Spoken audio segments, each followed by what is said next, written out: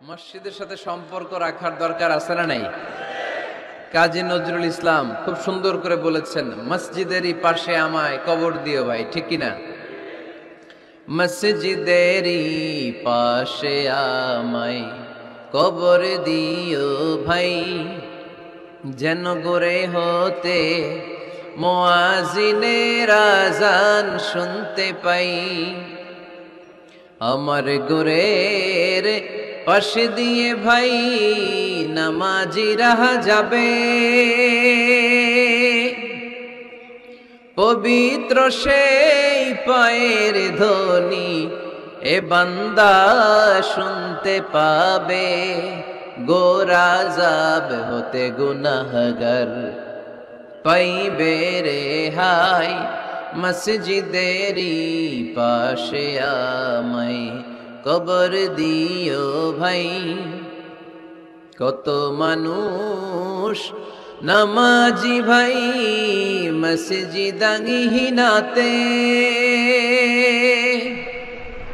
আল্লাহর নামের জিকির করে লুকিয়ে গভীর রাতে। আমি তাদের সাথে ওলি আল্লাহর নাম জপতে চাই, আল্লাহর নাম জপতে চাই। পড়েন সবাই, মসজিদেরই পাশে আমায় কবর দিও ভাই, যেন গোরে হতেও মুয়াজ্জিনের আযান শুনতে পাই। চিল্লায় পড়তে হবে আমিন।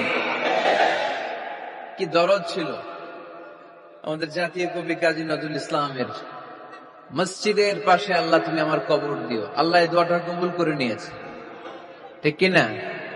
আপনার কবরের পাশে মসজিদ আছে না নাই? আছে।